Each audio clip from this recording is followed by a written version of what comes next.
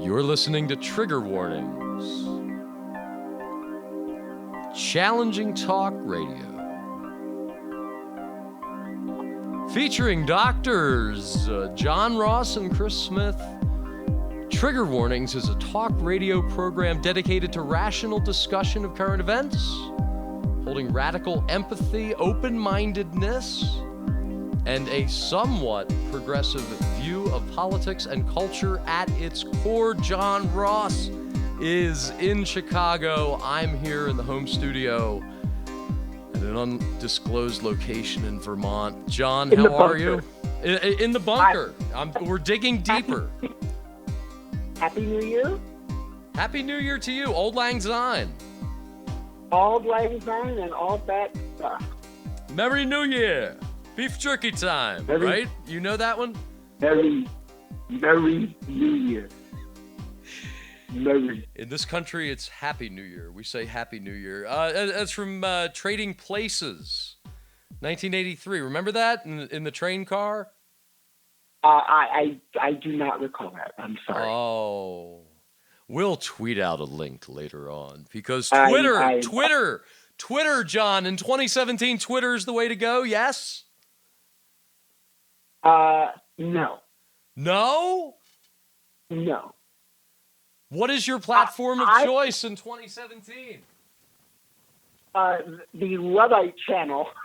Oh, goodness. No, I mean, the president is tweeting. The president-elect. Everybody's tweeting. Exactly. Well, there was a really interesting article this morning here in the Chicago Tribune because the Institute of Politics at University of Chicago does a lot of these, public affairs things. And David Axelrod, who's the dean or whatever title he has, he interviewed the next Trump spokesman and press secretary, Sean Spicer, yesterday. And it was a fascinating thing. One student at University of Chicago tried to disrupt this with projectile vomiting, and that didn't work. And then one protester used the word fascist to refer to Trump, and he got escorted out. But other than that, the most newsworthy thing of the day was Sean Spicer saying, I don't know in advance what Trump's going to tweet next. He drives the train on this. But Spicer says, I believe everything Trump says and tweets, then draws his distinction between Trump's, quote, right to express his opinion and journalist's duty to the truth. It's one thing to make a statement, but if you're a journalist, your job is to get that right, he says. Prompting David Axelrod to respond, isn't that also the job of the President of the United States? There's your comment on Twitter, Buster. All right, Buster, you're listening to Trigger Warnings. John Ross is on fire. I am on fire. And it is the first show of the new year, the first show of 2017. We've been at this a while. We were at this pre-election, and we had a lot of good discourse going on, and we did kind of hedge our bets. I was never in favor of Hillary Clinton. I was in favor of Bernie, and Bernie lives on, doesn't he, John? Bernie lives, but I don't think Bernie is going to be Bernie lives. Let's put it that way. Does Bernie have? Do you think Bernie Sanders has any New Year's resolutions politically? I think he can just take the gloves off and do what he wants. I think he's earned that, and I think that he will do that, and that hopefully he's taking John McCain for long runs around the track at the Senate gym so that John can be healthy and happy to lead the campaign against some of the more egregious programs and statements of the incoming administration. All right. Well, so I'm all for Bernie if he can get other old guys, keep him in shape. Work within the system. It's always been a source of personal pride. That's a quote from Hunter S. Thompson. We'll get to that later. I have in my hand a Yes. book that I purchased at a very, very, dear to my heart thrift store in South Jersey. It is from 1965 by the Cambridge Book Company, A More Perfect Union, the Constitution of the United States. Throughout tonight's program, we will talk about two different articles, and also I will be throwing John some pretty good questions from...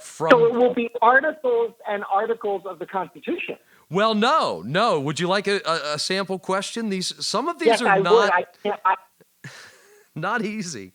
I can barely hold my breath, much less my water. When Congress makes laws, quote, necessary and proper for carrying into execution the foregoing powers, unquote, it is using A, enumerated powers, B, implied powers, C, concurrent powers, or D, general welfare powers. Oh, that's a really good question. The necessary and proper clause. For carrying into execution the foregoing powers. I believe those are enumerated. I believe written in pencil here in this book is implied powers, B. That's implied? Because Well, I the guess word so. powers is used twice, I believe it becomes linguistic double jeopardy. Let me give you one more. The federal Constitution grants the power to declare war to the A, Senate only, B, House of Representatives only, C, Congress, D, President. Well, the answer is not D, although in effect that's what it has been. The War Powers Act is the House of Representatives. I believe it is the House. It is certainly not the Senate, and it is not the President. I believe it is the House. That is my final answer. Well, here, you know what's great? Apparently the truth is no longer necessary. According to it's written in pencil here that C, Congress, meaning both the House and the Senate. Now, this is written in pencil in a book from 1965. I believe this is the level at which we have now reached.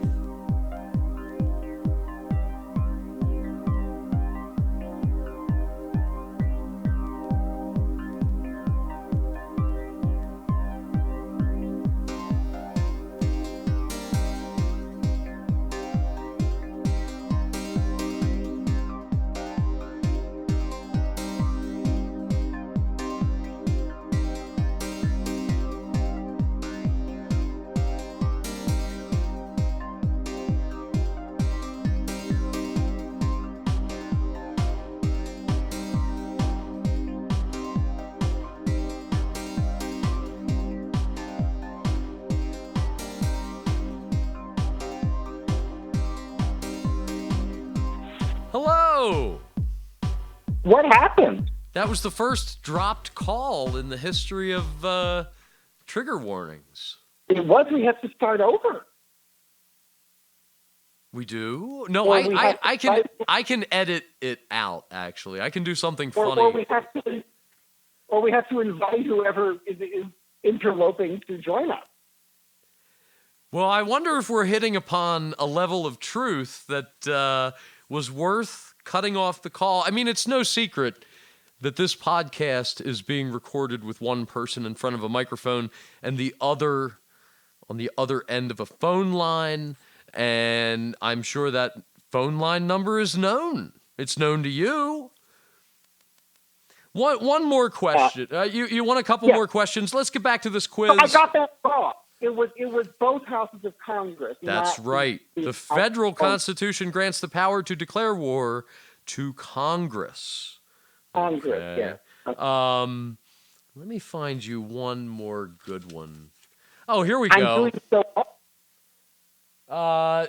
Julian Assange was born on A, the 4th of July, just like Bruce Springsteen. B, the 8th of September, just like Bruce Springsteen.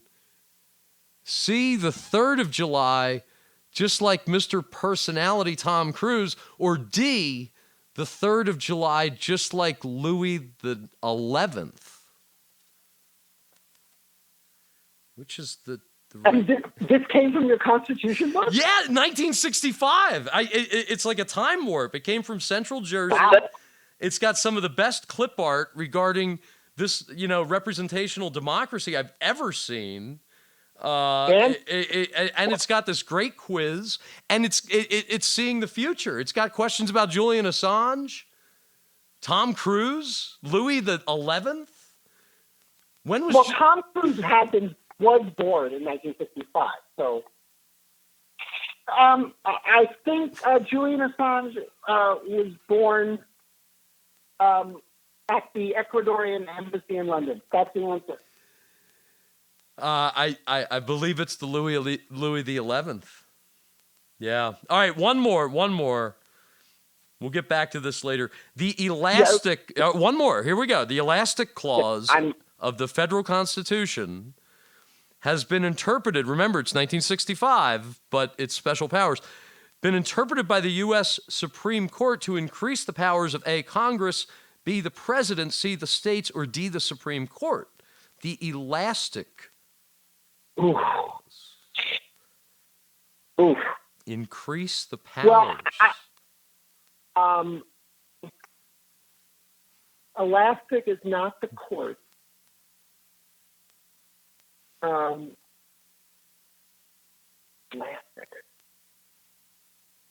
Yeah, I'm this is where I need to phone a friend. All right, the answer's A, Congress. I think the answer's always Congress. Okay. No, I was what I was about to say is that I was going to ride this horse into the sunset and say Congress. Exactly. If in doubt. Yeah. If in doubt, Congress. All right, we're going to move on. You're listening to Trigger Warnings, challenging talk radio. Radical empathy, folks. We've been at it a while. John Ross and Chris Smith. We've got 2 articles. John is going to go first. And No, I think we should go with yours. So we should go with yours. Oh, we should go with mine. Oh, goodness. Yes, yours is right. deep and heavy. It's deep and it's heavy. And mine feed off of each other. Well, tell me who it's by. Who is my article by here? It's in The Nation. It's in The Nation, and it is, it's by, here it is, it's Steve Bannon. It's Susan McWilliams. Susan McWilliams, published a few weeks ago in The Nation. I'll read the opening 2 paragraphs, get John's response, and then I've got a couple paragraphs that I thought were worth your read. Do check this out. In late March, Donald Trump opened a rally in Wisconsin by mocking the state's governor, Scott Walker, who had just endorsed his Republican opponent, Ted Cruz. He came in on his Harley, Trump said of Walker, but he doesn't look like a motorcycle guy. The motorcycle guys, he added, like Trump. It has been 50 years since Hunter S. Thompson published the definitive book on motorcycle guys, Hell's Angels, the strange and terrible saga of the outlaw motorcycle gangs. It grew out of a piece first published in The Nation 1 year earlier. My grandfather, Kerry McWilliams, editor of the magazine from 1955 to 1975, commissioned the piece from Thompson. It was the gonzo journalist's first break and the beginning of a friendship between the 2 men that would last until my grandfather died in 1980. Because of that family connection, I had long known that Hell's Angels was a political book.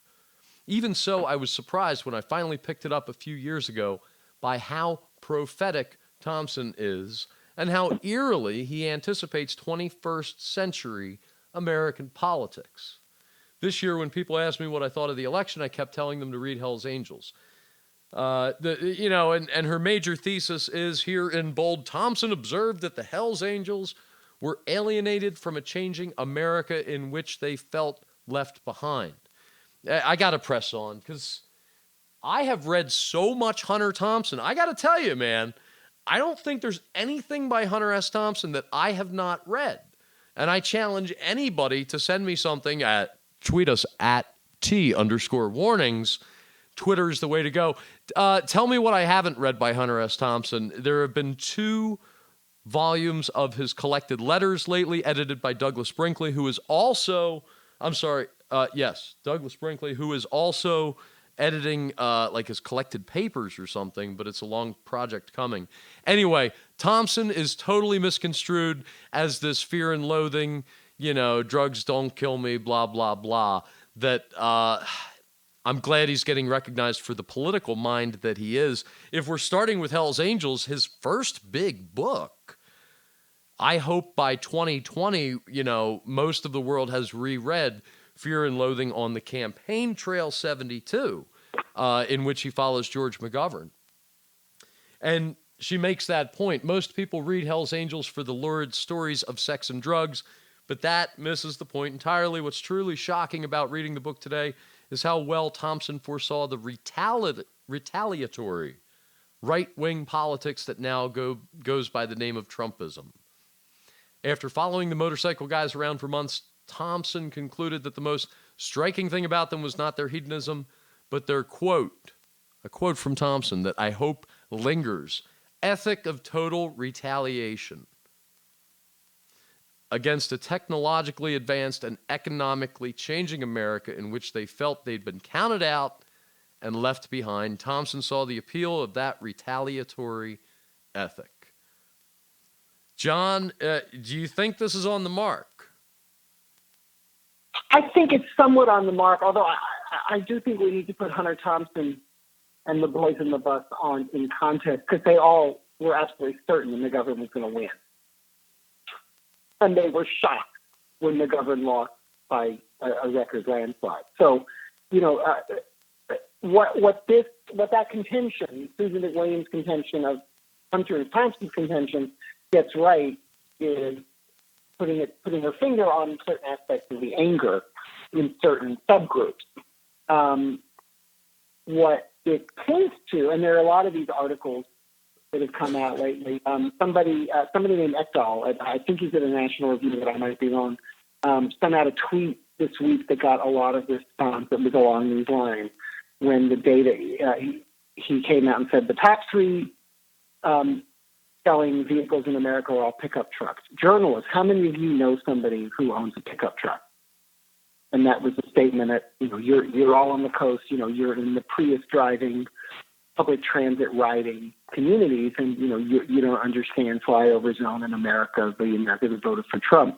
So, it's the same mindset where the press, the media are trying to understand the people it has been accused of ignoring and looking down upon. So you see a lot of articles like this right now. So I think there is certainly some context to it. I think the bigger sense of this is, and Thomas Frank did this several years back with, what's the matter with Kansas, the argument that conservatives, that working class white people vote against their best interests. They just don't know these are their best interests, that they get sucked into voting on social issues or anger or whatever, and it has nothing to do with what goes onto their tables or for their pocketbooks or their families or what have you. They're just voting out of anger, and they're easily motivated and manipulated into voting out of anger. So I think, that's my sense as to what this gets at. I'm not arguing necessarily with any of the core points, or the idea of the ethic of total retaliation, but that the mindset of that ethic is going to help ensure that those folks continue to shoot themselves in the foot, because they're clearly not. They're either putting their faith in someone who can't bring the jobs back that they long for because those jobs don't exist, or there isn't market for them, or they're just so angry about what they see having passed them by, and they have reason to, in many cases. That they cannot see what's going on. That's and I'm not talking down to them, but believe me, you can do however you want. I understand pain, and their pain is significant, but they have also been blinded, and many of them have allowed themselves to continue to be blinded by the Trumps and the others of the world who see them as easy pickings for manipulative fear-mongering and political rhetoric. Another quote from this article: just as there was no rational way to defend Harleys against foreign-made choppers, the Angels saw no rational grounds on which to defend their own skills or loyalties against the emerging new world order of the late 20th century. Their skills were outdated, their knowledge was insubstantial, their powers were inferior. There was no rational way to argue that they were better workers or citizens than the competition. The competition was effectively over, and the Angels had lost. The standards by which they had been built had been definitively eclipsed. Is that going to happen to the Trump supporters? I mean, I'm interested in the historical parallel between if there was this groundswell of total retaliation, right? And that mindset is how this man got elected. What's going to happen now to those people? I know where everybody else is at, and I'm glad people are getting on buses. I wholly endorse it. I'm still chewing on the most effective ways to do it, and I know I shouldn't be chewing for too long, but what happens to Trump's America? Well, I think we might find out real fast. So, you know, and the rollback or the repeal, as it's been talked about, of the Affordable Care Act, there's a good first step because, and there have been lots of studies done of this. The Atlantic did an article today looking at the Kaiser Family Foundation study. The Affordable Care Act disproportionately, and this is statistics, not rhetoric, has disproportionately benefited poor, white, non-college educated people, and specifically and overwhelmingly in the 5 states that went from Democrat to Trump this year: Ohio, Wisconsin, Iowa, Michigan, Pennsylvania. The proportion of non-college educated white people with health insurance in 2015 as opposed to 2010 went up, and I can read the numbers so that it doesn't matter, 40, 50, 60% in all of those states, and by ridiculously high numbers as well in other kind of Appalachian, Rust Belty Trump states, Indiana, West Virginia, etc. They don't care. Now, once they don't care on the surface because they've been caught up in the passion of movement and the rhetoric. If Trump and the Republicans yank that health insurance from them, we will then see what will happen to that significant sector of Trump's America. And that may now be the swing vote. That may be swing vote America. Now, we'll see what will happen when those folks say, "Wait a minute, I'm not getting health insurance anymore." Well, how'd that happen? I think that'll be a good example test, because in reality, the rubber meets the road on these questions. The rubber meets the road when social issues meet pocketbook issues. And while the Trump rhetoric is both an economic populist argument, it's an economic populist argument in some ways. The matchstick of it is a cultural argument, and that's where the rubber is going to meet the road here, when people who have been benefiting from something that they believe they can't stand associated with someone they hate, Obama, if those benefits go out the window and that really hits their pocketbooks, or they get sick, or their kids get sick, that'll be a pretty good test of what we'll see at Trump's America. And because policy, in the end, is what people live on. They don't think about policy. They don't think about a policy or a law until it hits them, until it affects them. And I think that's what you'll see. I don't know how you feel about it. I don't know if you've looked at that data. It's been, mountainous over the past 2 months, especially since the first of the year. But that's the reality. That Obamacare was designed, in effect, to benefit poor white people in red states and red districts. And to a great extent, it's done that for all of its problems, for all of its flaws, and how it's hit me in the pocketbook and others. That's, in essence, what it's been about. So that'll be the test of Trump's narrative. Is there something that would take those people to the streets? Trigger, That's a really good question. what's that? That's a really good question. I don't know. What do you think? I think you're listening to Trigger Warnings, Challenging Talk Radio. We hold radical empathy at the core of our discussion. John Ross and Chris Smith here, and we're talking about this article regarding Hunter Thompson and Trumpism and the ethic of total retaliation and how that may have been where Trump came from. John, did you ever see the Peter Boyle movie, Joe?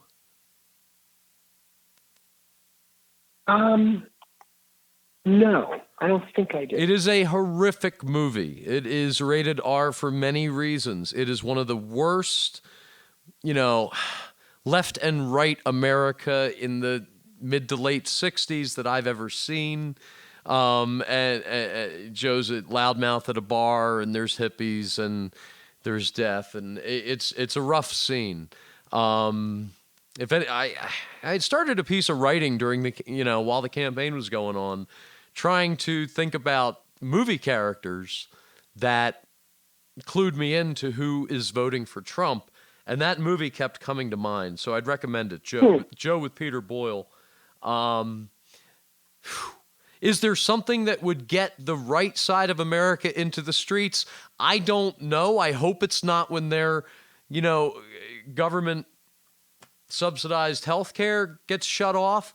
It scares me more than the left getting into the streets now, because I know that the right has more guns. The right has more guns, yeah. And something that scares the pants off me is the militarization of our police forces, our domestic police forces. I understand in the name of Homeland Security, we need to shut down cities like Boston at some times, and I understand how that makes a good Hollywood blockbuster, but you want to talk about normalizing. We are normalizing the military on the streets in a lot of different ways, and that's a freaky side of things to me. Let me give you another paragraph, John, from this Hunter S. Thompson thing. And it really leads to my last question. For his part, Thompson thought that what might prove most dangerous about the ethic of total retaliation was the way it encouraged the distrust of all authority, except for the authority of brute force. The president-elect's enthusiasm for waterboarding and other forms of torture, his hawkish cabinet choices, and his overtures to strongmen like Vladimir Putin are grave omens. We could end up back where Thompson left off at the end of his book, the angels marching with the John Birch Society on behalf of the Vietnam War. Does this feel like 1966 to you, John? Yeah, I can project it. I think it's too early to tell. I think... What will keep this from being 1966 and all that will follow 21st century version? Yeah, see, I'm again. I hate to be draconian in my projection. I think we may be headed for something along those lines, but that might look different because this will be more fueled by social media and virtual actions rather than people trying to get on the street for the nightly news on one of the only three channels that in effect existed back then. So I think it will be somewhat different. However, given that so much, and the Trump people were very open about this, so much of the Trump campaign, the Trump rhetoric, was rooted in what Nixon did in his campaign in 1968. The silent majority stuff, all of these things. We definitely have the potential for that, and I guess the thing that is of significant concern to me on this point, just as you said, is that in one breath, Trump can send a tweet out about how Chicago's had record huge murders numbers this year, and that obviously the city can't control itself, and they should call in the feds for help, which really concerns me. Because on the other end, Trump is the kind of person who would say that if his people are ranting and raving in the streets, trying to take back America or whatever they're claiming, that he would go easy on them, that, he would have a different sense of what's order versus disorder. That's what concerns me, that he wouldn't, or that the people in his inner circle would not encourage him to treat those as kind of one and the same. That's what concerns me, that, that violence or social order control of the city, of the inner city, would be important, because that kind of falls along with what he believes that constituency wants. But if that constituency is up in arms and acting out much as elements of it did at many of his campaign rallies, that he will turn a deaf ear and a blind eye to it. But that's my concern. That has a Nixonian component to it as well. Although Nixon really spent most of his time prosecuting wars in Southeast Asia and, being paranoid about the enemy. So, it manifests. That's where I think we have a real potential for a reprieve in some ways of 1968, et cetera. So yes, there are parallels to 1966 right now. And I wonder if the culture, as you noted before, I'd like to say that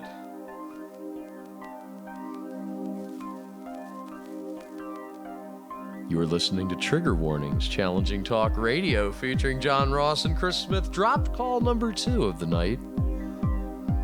Are they listening? Are you listening? Who's listening? And how long will it take for John to come back?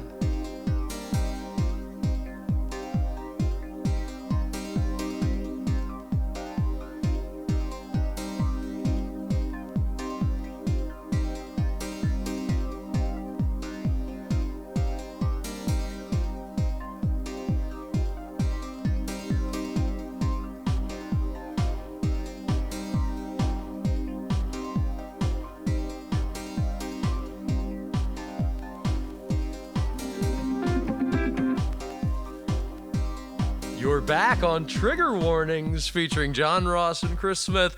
Dropped call number 2 of the night. Is that you, Alex Jones?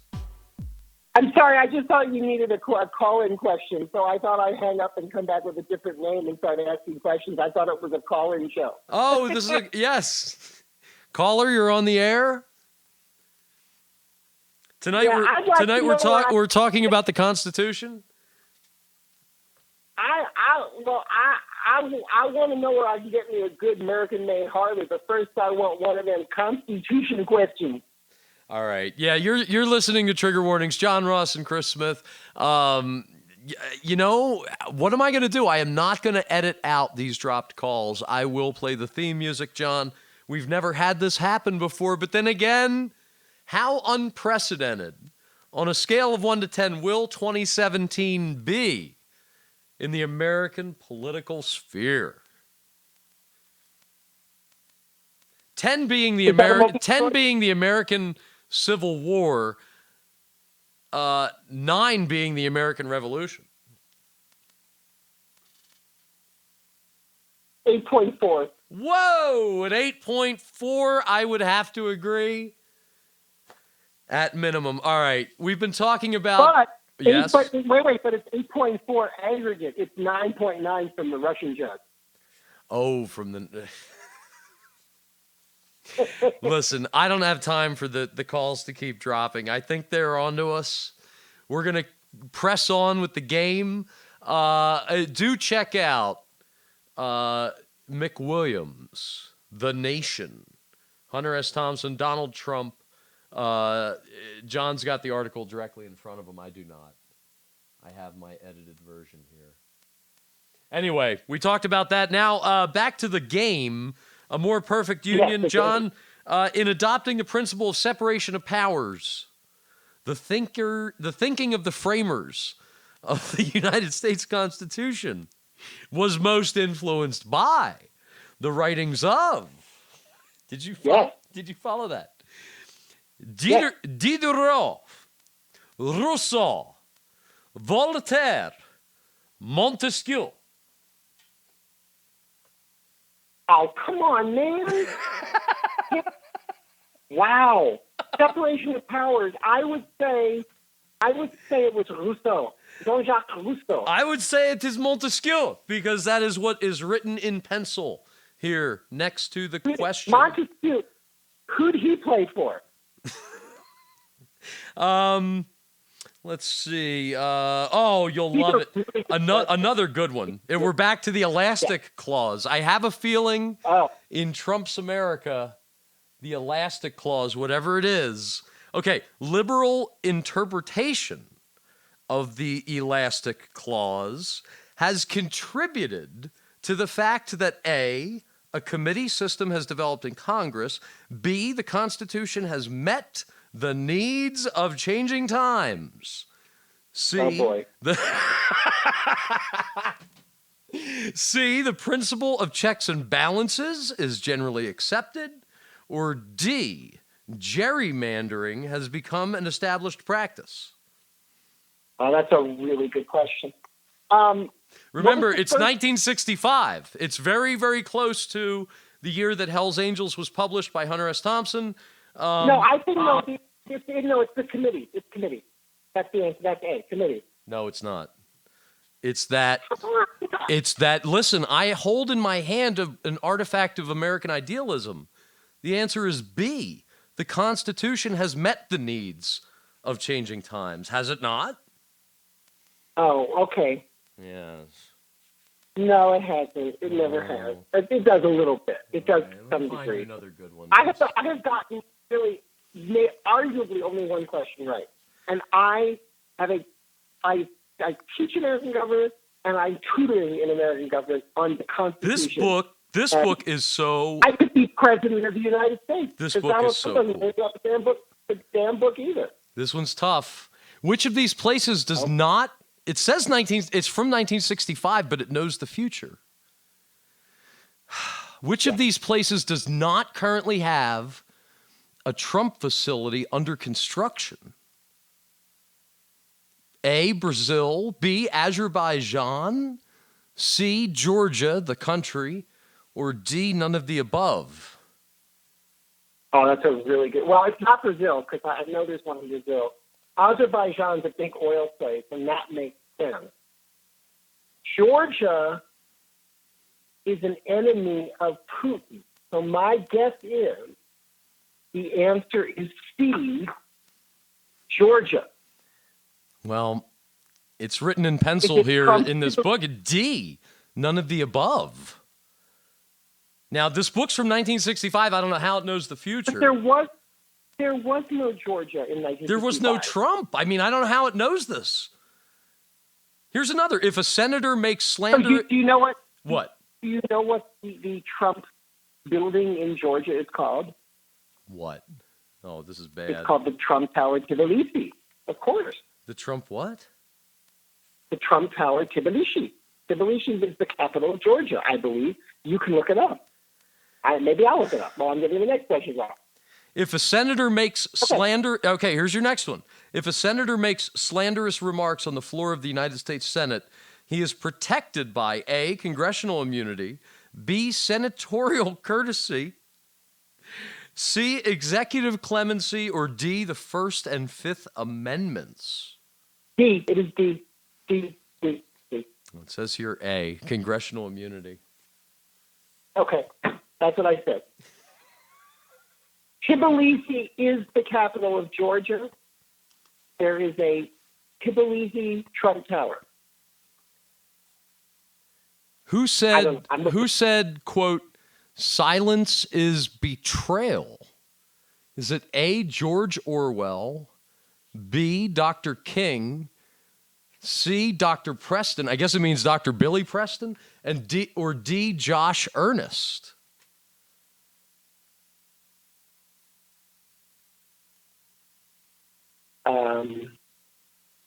Silence is betrayal. How about Martin Luther King? Because I'm wrong anyway. You're correct. You're correct. That's the second question that you've gotten. I bet you'll get this one too. Who quoted that in a Facebook post this week while holding a sit-in at Jeff Sessions' office in Mobile, Alabama this week? Was it A? The AARP director of Alabama. That's right. But you don't even want to hear the answers. You're just going to go with it, okay? I want to hear the choices. I know the Was it A, Kellyanne Conway? B, Newt Gingrich? C, Humanity in Action fellow Terry Sewell, seated along Alabama State Conference NAACP President Bernard Simulton and others? Or D, the ghost of Strom Thurmond and others? See, you would have gotten it. You would have gotten it. Well, the ghost of Strom Thurmond was too busy banging old Strom on the side of the building. So and you'll get this one too. You'll get this one. The influence exerted upon legislators by pressure groups is called filibustering, or B, gerrymandering, or C, log rolling, or D, lobbying. It is not log rolling. That's what Strom Thurmond used to do on the side of the building. He would roll his log. No, that is called lobbying. That's very good. You got it. I got the ones that are extra constitutional. I did not get the ones that are constitutional. These are I know. Should we save some of these for later? No, we should just get to the rest of these right now. In the 1964, we're stuck in the mid-60s, folks. We should play some Beatles records. You're listening to Trigger Warnings, Challenging Talk Radio, featuring John Ross and Chris Smith. We've got one more article to get to, but we're having a lot of fun with this quiz from a magical... But I'm wearing love beads. I'm wearing love beads. John's getting his love beads out. I'm going to start practicing the guitar like John Sebastian. What a day for a daydream it's going to be in the coming administration. In the 1964 presidential election, New York State's representation to the Electoral College was reduced to 43 votes. This indicated that A, population of the state had declined since 1950, B, population had increased in the state since 1950, C, states' representation in the House of Representatives had been reduced, or D, the United States Supreme Court decision on redistricting had been applied to New York State. Well, that's who knows? I mean, it means that they had fewer congressional seats, but it could have been because the Supreme Court, if they had fewer congressional seats. The answer is fewer seats in the House. Yes. Yeah, that's right. So you're correct. You're correct. Yeah. According to the Constitution, which of these actions might be legal? A, Florida refuses admission to immigrants from Cuba. B, Texas levies a tax on jewelry imported from Mexico. I guess thrown across the wall or something. C, New York grants the right to vote to 18-year-olds. Or D, Congress levies a tax on wheat being shipped to India. You can give me the present day answer. You can give me the 1965 answer. No, it's D. It's Congress. It's tariff. Yeah, or it's a reverse tariff. Well, it says here C. And C was what? C was that New York would grant the right to vote to 18-year-olds. Well, New York could have done it. Really? Okay. This is the elastic quiz. I mean, it stretches across time and space. It jumps between present and past. What's the name of the clause regarding presidents using the office for their own personal gain? Is it the denouement clause, the pronouncement clause, the emoluments clause, or the monumental tremendous clause? Well, that is what an emolument is. So I would say emolument. That's correct. That's correct. Is that going to come into play? There's no question. As someone who's teaching, I'm sorry, my computer is starting to talk for no reason, and I don't understand why. Hold on. They are so on to us tonight, man. As someone who's teaching an ethics in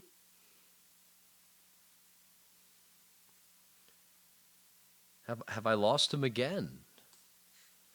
Oh my, you're listening to Trigger Warnings. Challenging talk radio. Government and public service course. See, you just dropped out, and I just started doing a voiceover. The Real Housewives of ISIS. The BBC. Oh, sorry. That there was the BBC did a satirical video this week called "The Real Housewives of ISIS." It got a lot of controversy this week. Okay, you dropped out there for a bit, so I'm not sure how you got to that, but oh, because I was just yapping away. That's okay. It's true. I mean, I thought I had dropped the call. I thought it was the third dropped call of the show. It's because we're covering some important constitutional information. The sale of United States savings bonds by the federal government is based upon the power to A, borrow money, B, coin money, C, provide for the common defense, or D, provide for the general welfare. That's a really good question. Savings bonds are usually for war efforts, so I believe that is common defense. It says here borrow money. And remember, it's 1965. Yeah, well, that's good too. You can borrow money for the common defense. I can have credit. Which of the following is not a tenant of the platform asserted by the group Occupy Inauguration? A, what's that? That's in the Constitution book for sure. Yeah. It is. It says right here, end domestic surveillance, B, $15 minimum wage, C, Black Lives Matter, D, universal health care, E, end militarized police. Black Lives Matter.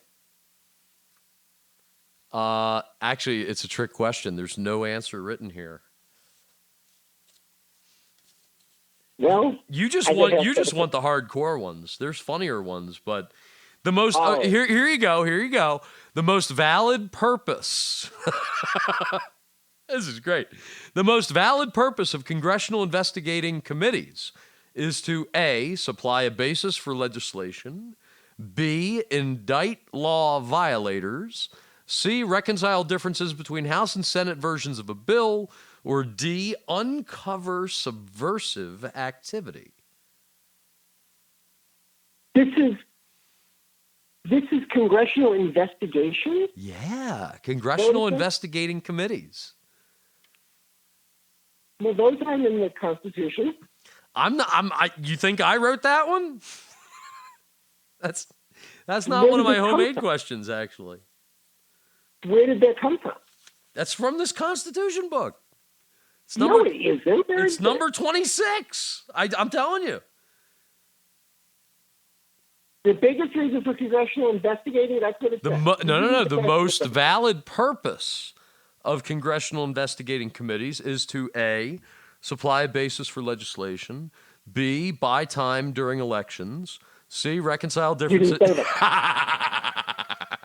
I'm sorry. I'm not kidding. I got the pages of the book flipping in front of my microphone. Really, here's your answers. What is the most valid purpose of congressional investigating committees? Is it A, to supply a basis for legislation, B, to indict law violators, C, to reconcile differences between House and Senate versions of a bill, or D, to uncover subversive activity? Well, I don't believe that such things are in the Constitution. So if they were, and they're not, it would be the last one. Subversive activity. According to this, it's A, to supply a basis for legislation. That sounds like Well, then the word investigative is in different context. I agree. I agree. That would be the standard committee process. What should I do with this book? It's magic. Should it come back to haunt us? I mean, you mean burn it? Burn it. No. Actually, you should send it to the person who really needs some knowledge about the Constitution, especially Article 2. Do you want a couple presidential questions? Because I'm sorry, that was merely the constitutional quiz. Would you like I'll give you 5. I'll give you 5. You want them? Because this is the Article 2 of the Constitution about the presidency is the one that the incoming president really needs. We'll start easy. Hey, we'll start easy. Hey, President Franklin. Hey, you're listening to Trigger Warnings.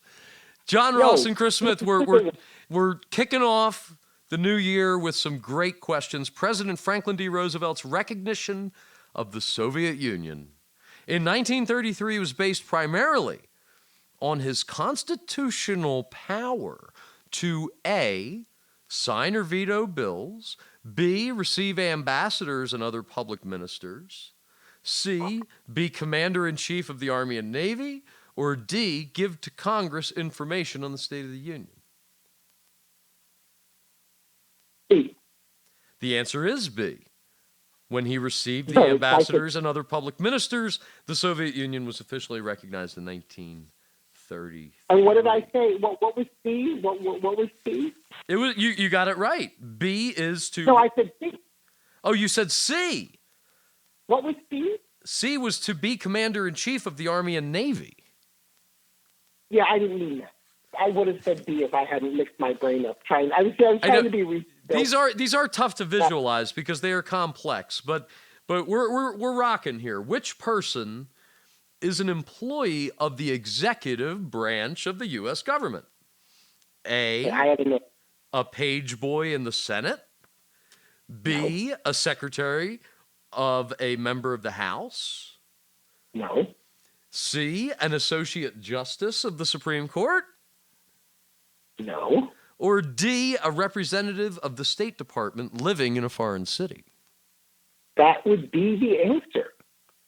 Very nice, very nice. John's on a roll.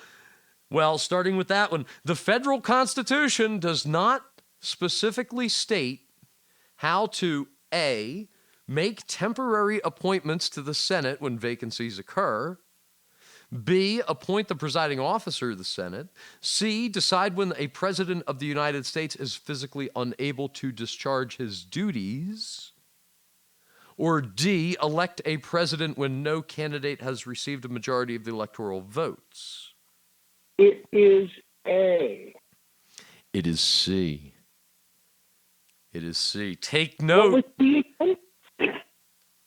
Wait, what was C again? C. This might be breaking news here on Trigger Warnings, but according to this 1965 history book I hold in my hands and the pencil answer next to the question, the federal Constitution does not specifically state how to decide when a president of the United States is physically unable to discharge his duties. That's the key thing. How? The Constitution states that. It doesn't state how. That was the trick question. The 27th Amendment, I think, takes care of the how part, as I believe. How many more of these do you want? We've got another article here. Would you like a thought question? Would I like a thought question? No, I want to keep getting these wrong because it really makes me feel good. It's great when they're limiting the powers. The president's power of appointment does not include the right to A, fill vacancies on the Supreme Court of the United States, B, nominate ambassadors to foreign countries, C, fill vacancies in the U.S. Senate, or D, nominate the heads of military services. Well, it has to be C because the Senate has nothing to do with the executive branch. It has to do with the governor of the state. So the answer is C. That is correct. That is correct. You are on a roll. I'm about one in a row. Well, let me see here. Let me make sure I'm not. Boy, I have not yet fully consumed this book. It is Okay, rich. excuse me. I just want to read I just need to read the clause in the Constitution to the previous question, because I was right in my answer when I said the Constitution does talk about removing the president from office when he's unable to do his duties. It does not specify how, because it says right here, in case of the removal, this is Article 2, right, of course, in case of the removal of the president from office or of his death, resignation, or inability, blah, blah, blah, blah, blah, the Congress may by law provide for the case of removal, death, blah, blah, blah, blah, blah. It doesn't say how. It just says the Congress may do it. That how was prescribed by a later amendment to the Constitution. Just, makes me feel better to say that. Here, and it's strange. This book is like tuned into this broadcast. See if you get this one. Liberal interpretation of the Elastic Clause has contributed to the fact that A, a committee system was developed in Congress, B, the Constitution has met the needs of changing times, C, the principle of checks and balances is generally accepted, or D, gerrymandering has become an established practice. Well, the answer is the one that you already gave me because you already asked me this question. But we're in a land of rote memory. Do you remember what the right answer was? Because the Constitution has basically, kept up with the times. It's basically taken care of us. That's right. That's the end. Has it, though? Not true. No. No? No. Will it?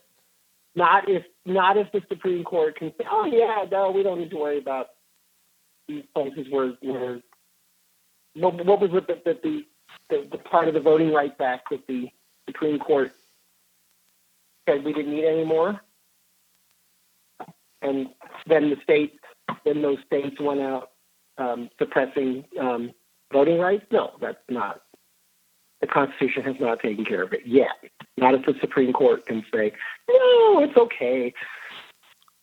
Hey, here's an interesting one from this 1965 book. An argument for the abolition of the Electoral College in the United States is that the Electoral College, A, may cause the defeat of candidates who have polled a majority of the popular vote, B, is contrary to the spirit of the original Constitution, C, favors the nomination of candidates from the states with the smallest populations, or D, has caused too many elections to be thrown into the House of Representatives.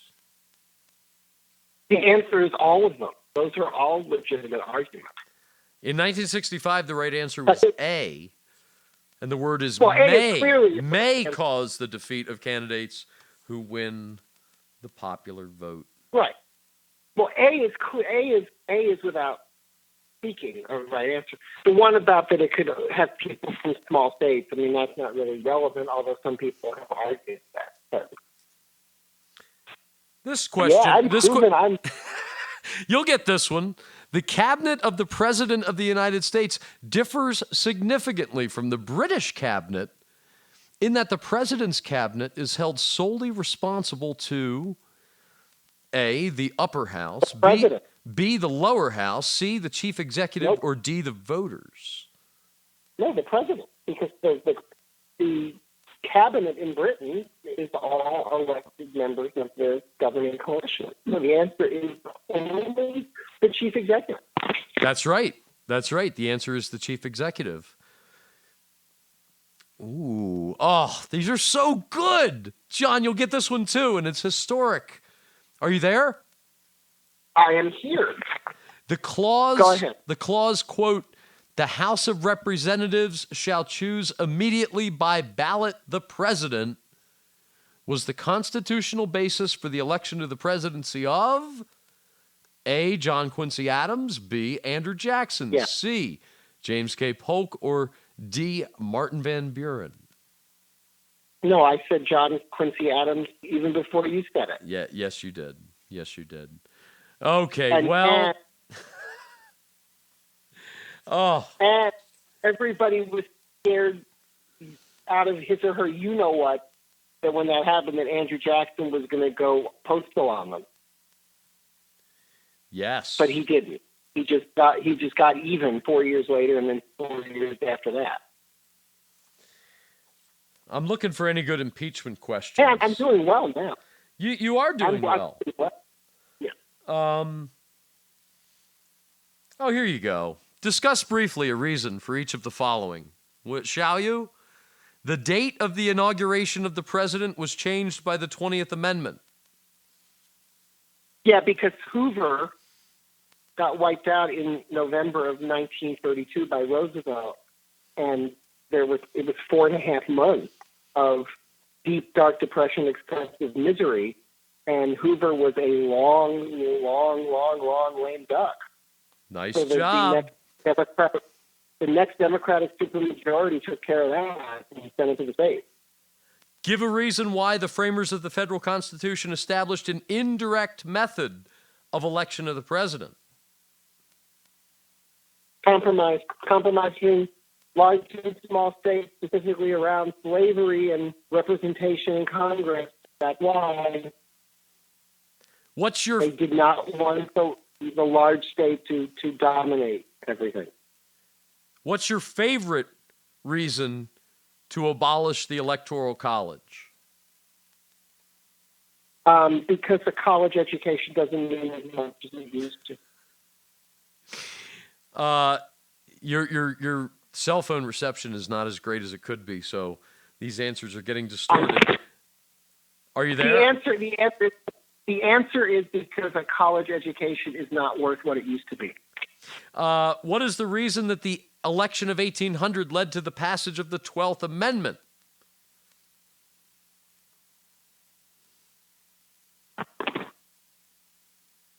Let's see. That had to do with appointment to lame duck appointments and pardons, and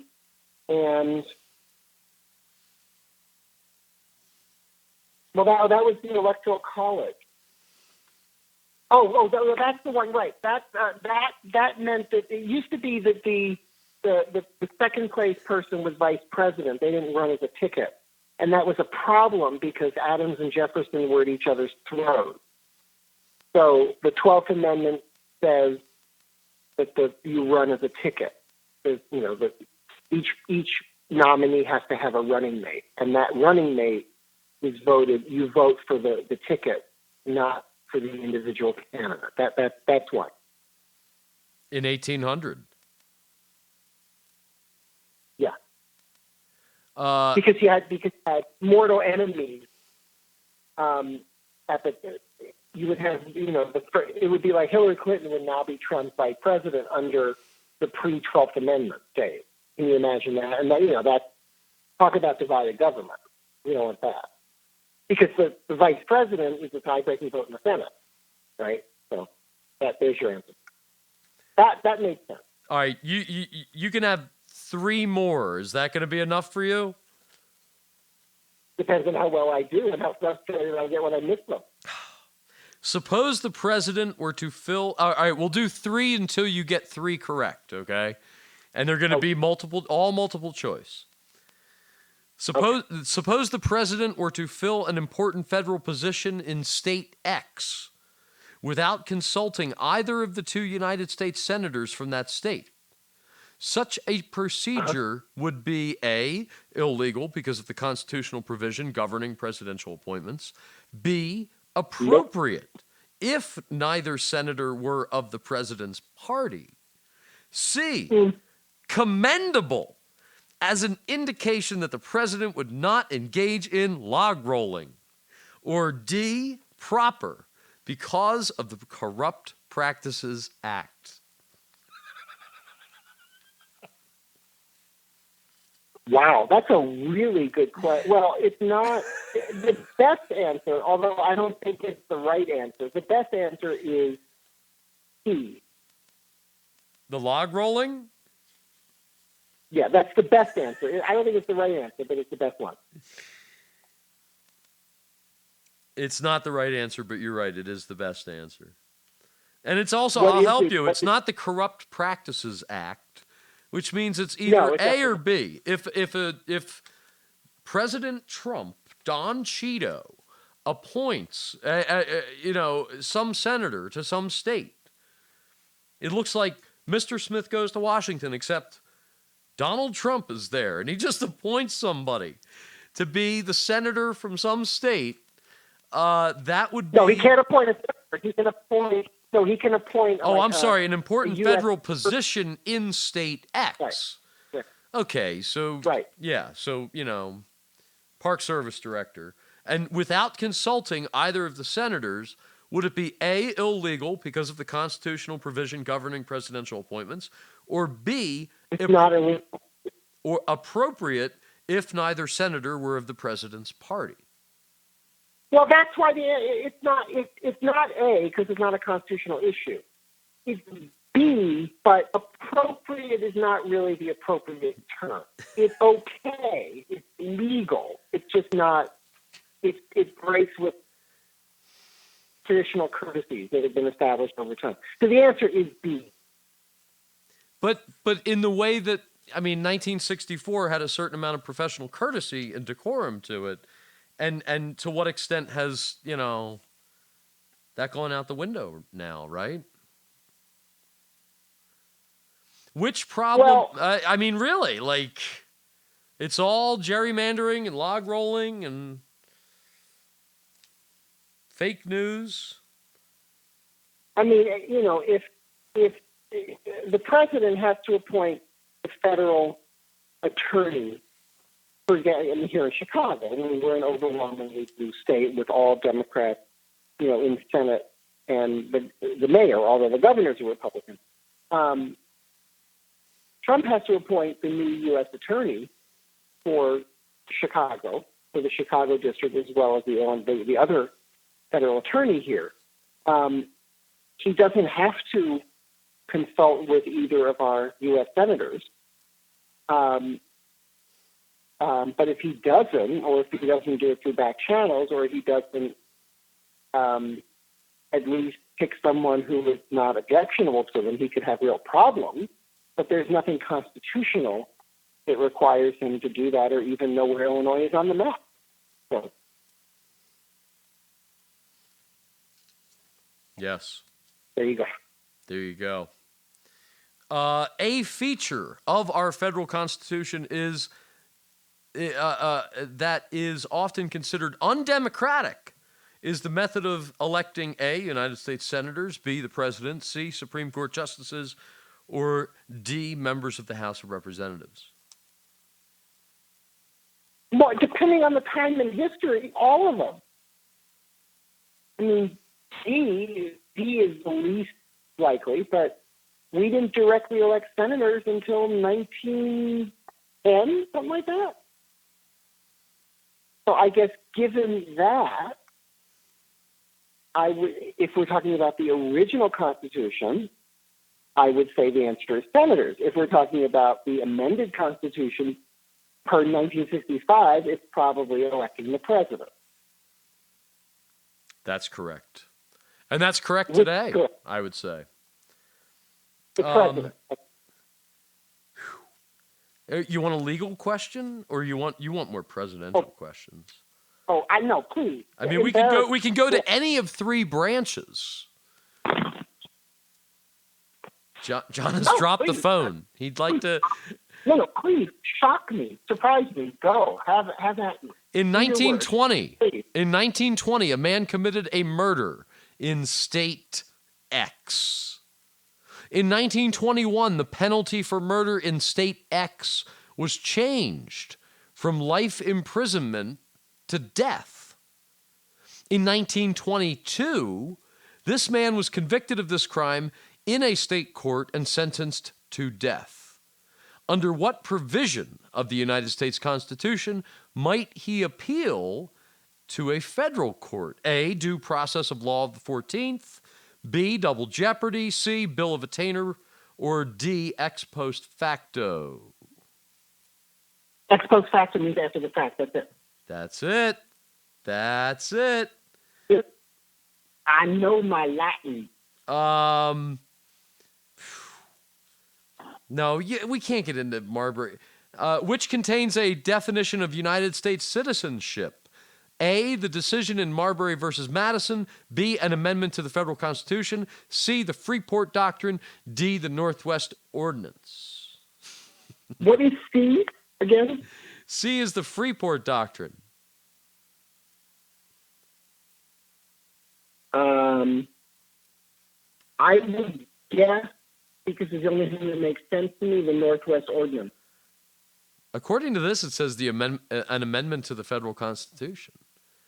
A definition of United States. Oh, you know what it is? That's right. It's the 13th Amendment. There you go. It's the anti-slavery. It's the anti-slavery. Yeah, so that's right. I can read it to you if you'd like. Oh, no. We'll just move on. Here you go. So it's the 14th Amendment. All persons born or naturalized in the United States. And I'm done. There it is. Okay. I would like the 2020. Put on your 2020 vision and answer this question. A Republican candidate. I think 2020 or Yay! 2020? No, I mean the next go round, right? I mean, do you think Trump will run again? Trump's already running, don't worry. Unless he kills himself eating McDonald's. A Republican candidate running for the presidency of the United States would probably do the least amount of campaigning in A, Michigan, B, Mississippi, C, Pennsylvania, D, Texas. In 2020? Yes. Well, obviously it would be Mississippi. Yes. Same answer in 1965, according to this book. But this book can't be trusted. Well, I think this book is fake news. I think they're going to come for it. it is. You know? Let's hope so. How many more did you want? I don't know. I'm doing my best to survive. Let's get to your article. What was your article about? You're listening. It's Trigger Warnings, John Ross, Chris Smith, Challenging Talk Radio. John's got an article he wanted to talk about. We have overshot that 60-minute target. I know. So it was the dropped calls. You're getting an extra bonus moment. Another five. No more of these questions.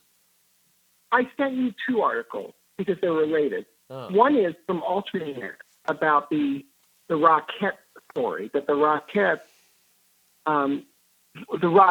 have apparently been booked for the inaugural, although several of the Rockettes went public in their distaste and displeasure for that. However, the owner of the Rockettes, Madison Square Garden, is still pushing that they need to do that and that they are going to go. And the question that was asked him by one of the Rockettes was, you're asking us just to be tolerant of intolerance. And the response from the chair of Madison Square Garden, executive chairman of Madison Square Garden, the owner of the Rockettes, was, yeah, in a way, I guess we're doing that. What other choices do we have? What else would you suggest?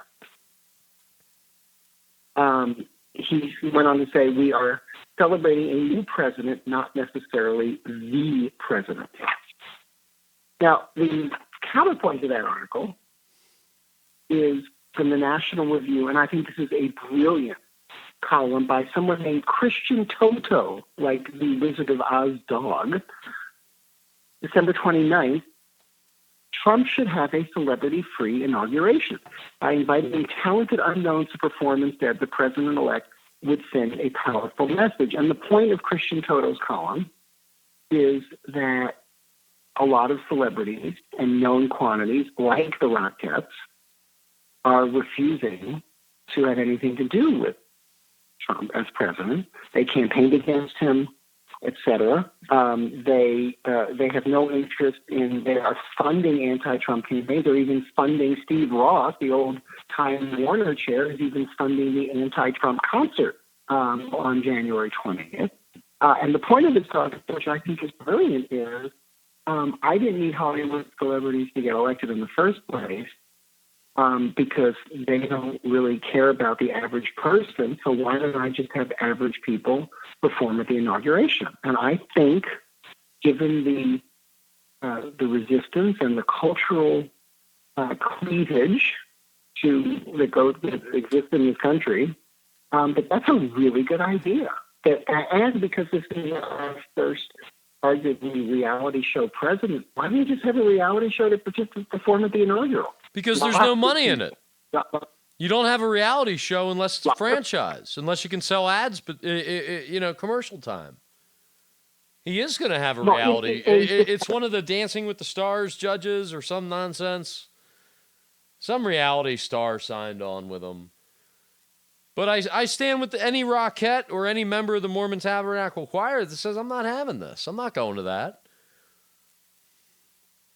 I have no problem with that. But again, I think this is a brilliant idea that regular people can audition or whatever, because there are lots of marching bands from high schools and junior colleges and all that are performing, and I think that's perfectly fine. And I think that's a good idea. I think that, it's a great idea, but the way this article is written, it sounds plausible. It's nowhere near plausible. He's not going to do this. It's a fantastic idea for some other president, not this guy. What's in it for him? Who's paying Kid Rock to come there? Or who would even fly in some 20-year-old YouTube star? That's a bill to be paid. Why bother? He'll take what he can get, and he's just going to tell people what he thinks and what he wants them to think. Yeah. It's a great idea. I hope that one of these events that's taking place on January 20th will encompass this idea. The everyday people that this article calls for to be at the inauguration playing music, they're going to be playing music on January 20th, or at least a good number of them. But I think, as you called it earlier, it's going to be online. I think we're going to see a lot of internet traffic over the next couple of weeks. We are going to see a lot of internet traffic. And people will avoid real traffic and generate thought and idea and concern online in ways we have not yet seen. That's what I'm hoping. I think that's entirely possible and desirable in many ways. I still think it's going to be very hard to get into Washington, D.C. January 19th and 20th. But, look, it is happening, and people who wish to celebrate and be a part of that have every right to do so. And that's why I think that to have, talented people who don't have, their names in rights yet, as a political and cultural sign and statement on those things, I think would be a really good idea. And, I'm sure we'll see it anyway, whether it's part of the official inaugural event or not. But that kind of come up on stage with me populism. That's not who that guy is. I can't see it. I can't see it. Hillary Clinton wouldn't do that. Certainly not this cat. Well, it would have been a good idea for her too, but doesn't matter. She's alone taking a long walk in the woods with her cell phone. This book, listen, only a natural-born citizen of the United States is eligible to hold the offices of President of the United States and A, Lieutenant Governor of New York State, B, a member of the New York Radio City Music Hall Rockettes, B, Governor of New York State, C, Vice President of the United States, D, a member of the Mormon Tabernacle Choir, or E, Chief Justice of the United States Supreme Court. No, it's the Vice President, because if you're on the presidential succession path, you have to be a natural born. That's right. Well, what a show it's been, John. I think you beat the quiz. Well, I had a late rally to make it decent. Yes, it's been a late rally, and we'll get another show in before the inauguration, I believe. Yes, I believe we will. We will do that. All right. Well, thanks for listening, everybody. This has been Trigger Warnings featuring John Ross and Chris Smith. Tune in next time. Check out everything else on our YouTube channel. See you soon. Take care, everyone.